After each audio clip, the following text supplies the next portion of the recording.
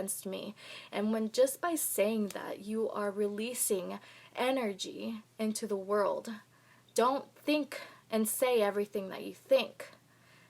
You have to be careful how you process what you're thinking, because the devil can only put these thoughts into your mind, but when you actually express them out loud, that's whenever he hears and he knows he's got you. And it's so crazy because you don't want him to fucking get you. You don't want him to know that you do feel a little weak. Whenever you are feeling sad or depressed or anything, the best thing to do first is to talk to God about it. You talk to him about your problems, your worries, your anxieties, your fear, and you let him know, honestly. You let him know, hey, dude, like, I'm literally having this emotional breakdown right now, and I don't want to go to somebody before I come to you, because I want you to guide me into the way, because you never know, he may bring something for you before you try to take control over your worry or your fear. And it's really good. It's comforting. I feel secure when I do it. I feel confident because I know that God is for me, and I know that he's working all things for me for my ultimate good, and he only allows things to happen because you are also allowing it to happen in a sense. You are allowing your feeling to take control of your life. So instead of your feeling taking control of your life, try to allow God to take control of your life, because it all comes down to this. And I would be a hypocrite, and I would be a liar, and I would be too prideful right now if I didn't tell you this, because yes, I incorporated all of these things to feel better, to feel confident, to feel resilient, to feel like determination in all these ways of my life. But in all reality, when you focus your attention on him, on God, you are now allowing him to help you with everything else. Everything else just falls into place, and it's a really good feeling, and you do feel a spiritual high. Like, I don't do drugs anymore. I don't smoke weed. I don't smoke cigarettes. I don't drink alcohol. I don't do any of that. I'm literally water. My drug is freaking chips or carbs of some sort, and that is also not the best thing to do, but damn it, I'm not perfect, and I'm just working on myself, and that's all you can do. And when you come and take a deep breath and you're still with yourself, and you take a peaceful moment of silence, even if you have to go to the bathroom, because that's honestly sometimes the only place that I get in this house to myself, is whenever I go to the bathroom when I need to go pee, and I sit there and I listen instead of think. I try my best, because sometimes our thoughts can be very crazy. They can run at 100 miles per hour, and whenever that happens, just sit there and just listen to your surroundings, listen to what's around you. It could be a fan that's on, your children are playing in the background, someone's talking in the background, maybe the birds are chirping outside, or the water is running, or maybe it's raining, or it's windy. Listen to your surroundings, look at where you're at, just remember where you're at, because it all comes down to coming back to reality and not allowing your thoughts to take control of your life, because your thoughts can take you back to a bad place, or it can take you into an anxiety of where you're not even in control of. You're not in control of your future, and that's where the anxiety comes from. And then you need to let go of your past. And by doing that, you just ask for forgiveness, because whenever you ask for forgiveness, like, don't you feel better whenever you do something bad, like with your family or your parents or whatever when you were younger? When you did something bad, like you break a lamp when you were playing in the house with a ball or something, your parents were outside and you break a lamp, and then they come inside, you're trying to clean it up and hide it away, like hoping that they don't catch it, but that is honestly giving you an anxiety, because you're like, what if they find it? Like, what if?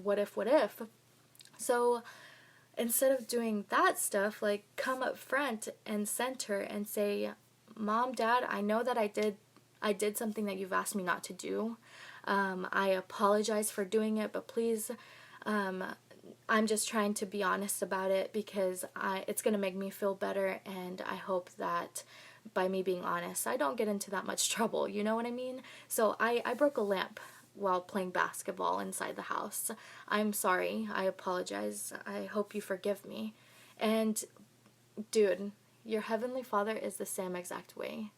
Whenever you do something sinful, you lie, you cheat, you become dependent on something, or you idolize someone or something in life, or you're allowing your thought to take control of you, just come to Him and say, with all due respect, I'm coming to you to help me feel at ease and feel peaceful over what I just did, and I apologize, and please forgive me. And I know you have, because you sent your one and only Son. And when you remember that, you have already been forgiven, but you have to continuously do it. It's not like a one-time thing in your life. You have to come back to Him and ask forgiveness in all ways, and for everything, small, big, little, whatever it is that you have to say you're sorry about.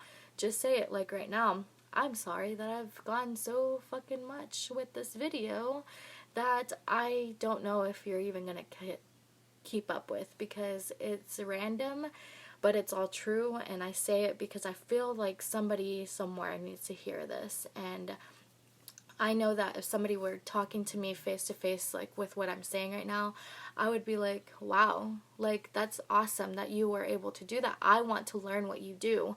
I want to learn the little steps that you take every day to feel better, to look better, to think better, to feel wiser, to do wiser things and stuff like that. Because in all reality, we're here to help one another. We're not here to compete with each other.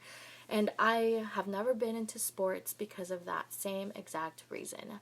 I do not like competing. I do not like competing. I will not compete.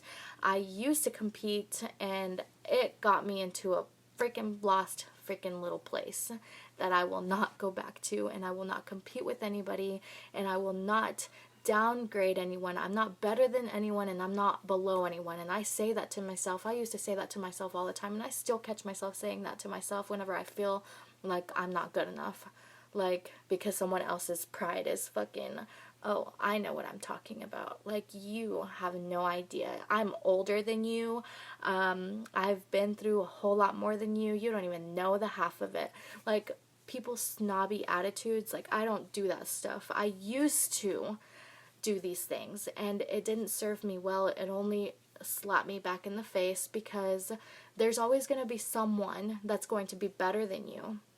There's always going to be someone that's going to be shittier and uglier than you, or dumber than you, or stupid, or whatever you want to call them. There's always going to be someone, but you're not in competition with these people. Why does everybody want to why does everybody want to run this race and win for someone, like, to make yourself feel better? Like, I'm not that person. I will not stand for that. I will not do that. This is why I will be your number one support system, because I never had that growing up. So I'm being that for myself. This is why I do the things that I do, because I'm dependent on God, and I know that there are ways for me to motivate myself.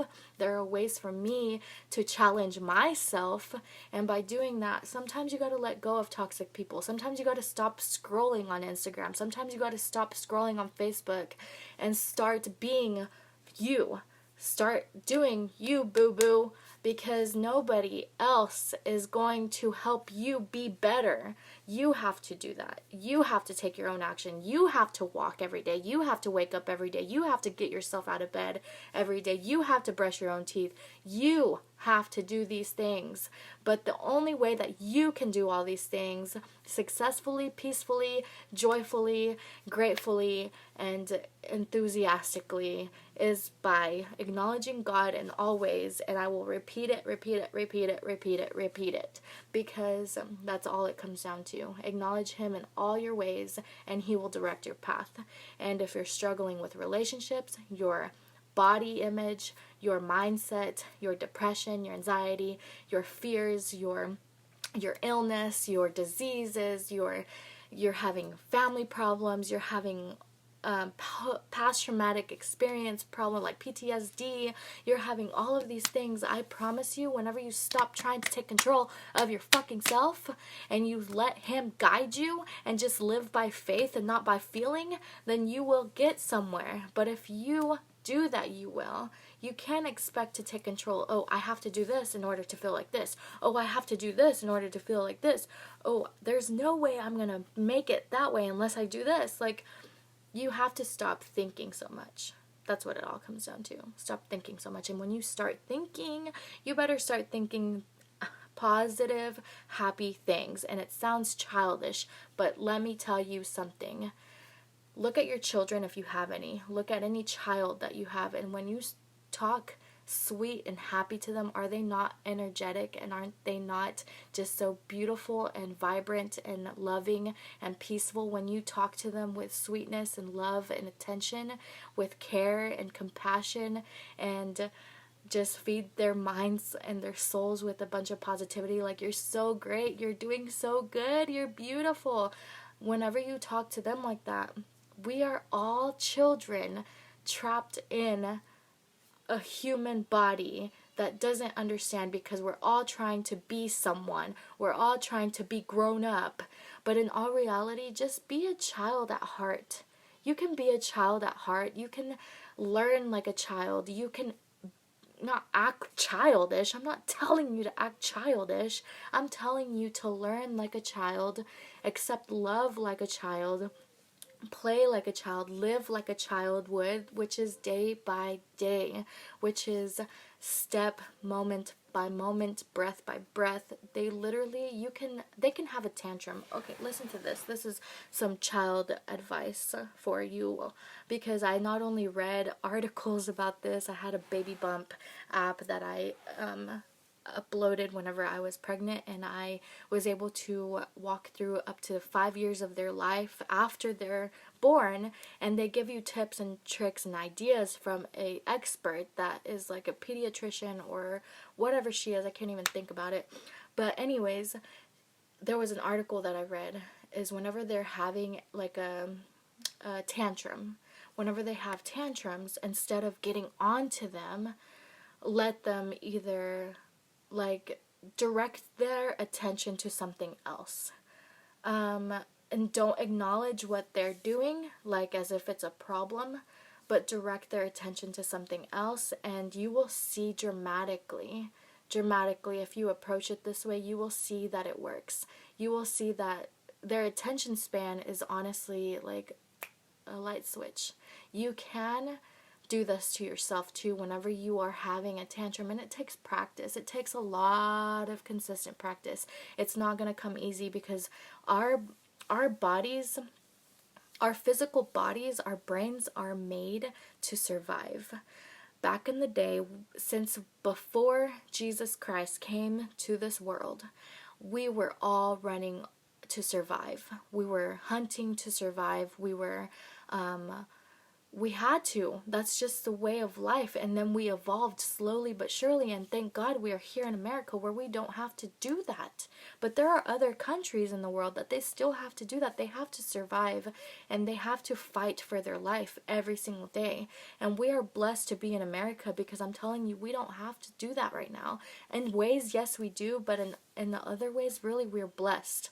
God bless America, right? But anyways, direct your attention whenever you are having an emotional breakdown, when you're having a panic attack. Like, remember, go outside, take a deep breath, put your face in cold water, because it feels so good, and it brings you an instant change of atmosphere, a change of mentality. It switches your light switch into freaking forgetting about what you were going through. It's like whenever my dad always said this, and I'm gonna wrap it up right now, but my dad always said this, like whenever I would get hurt or something, I would be crying about it, and he would ask me what's wrong, and I'm like, my arm hurts, I just fell on it. And he's like, well, come here.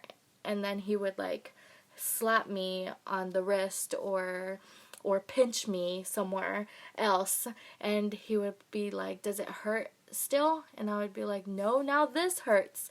And he's like, see, now your attention is not on what you were feeling, but now it's on something else. But I'm not telling you to go hurt yourself. I'm just telling you that if you do this consistently and you practice this as a ritual every day and you try to get yourself out of an emotional state of mind, you can also slowly but surely, God is on your side when you do this, because we're not in control of our feelings unless we want to be. We're not in control, but we have to start somewhere. We have to practice these things, and it's going to be frustrating sometimes, because I remember when I first started doing all of this, I was trying to be different, and I'm like, I don't want to be this way. I don't want to be bitchy all the time. I don't want to always cry for everything. I want to be able to express myself. Why the fuck am I not able to? Like, I'm trying and I'm trying and I'm trying. And then instead of getting frustrated, just know that frustration is about, it's like the climax of the other side of the mountain that you were just climbing.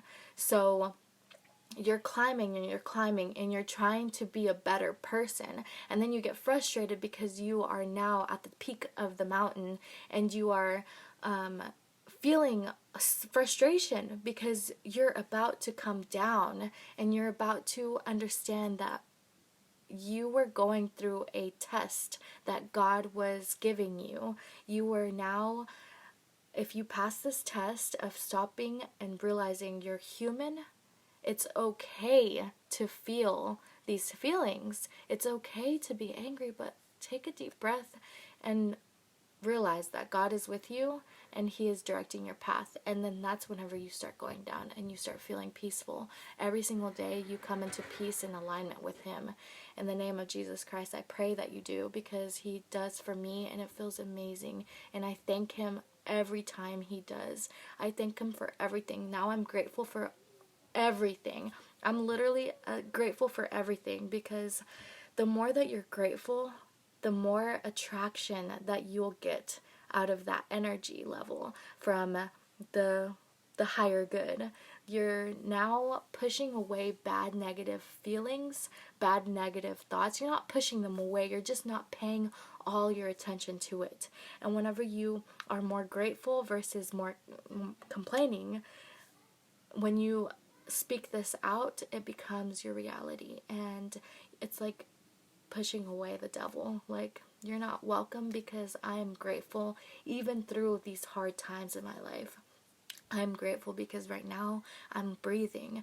I am grateful because maybe I am going through this emotional breakup, or maybe I am going through this emotional relationship, or maybe I am going through this physical weakness or this illness that I've come through. But guess what? God is going through this with me, because He will not leave me. He will not abandon me. And you know this in your heart. If it feels right and if it feels like love, you know that it's coming from God. And that's why I tell you this, because when you know this and you feel it and you think it and you remind yourself about it, the devil has no freaking room for him to come into your life. Like, he has no room.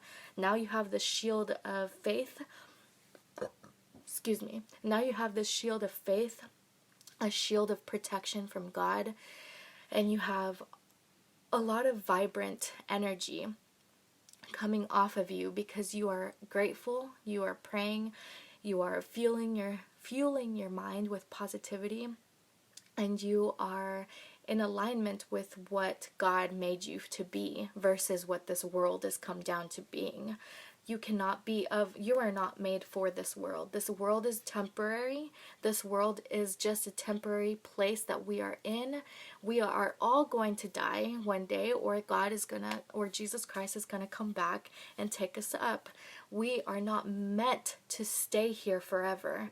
And this is why we don't coexist in that way spiritually, because whenever you come to realizing that, you become less attached to earthly things, whether it be alcohol, smoking, or I already said alcohol, doesn't make sense, or it's shopping, or just idolizing celebrities, or watching porn, or being a sex addict, or whatever people are. And whenever you remind yourself, like, you are a spiritual being, you are in this physical body, but inside of you exists a spirit, a spiritual ball of godly energy. And whenever you remember this, you can honestly live your life a lot more peacefully, and it's really cool, and it's really nice, and it's easygoing, and it's not perfect. I'm not saying it's perfect at all, so don't get it twisted. But I am letting you know that it's better. It's better, and it gets better and better whenever you acknowledge this for yourself every single day. Anyways, I'm going to get off of here because I've been on here way too long. Bye.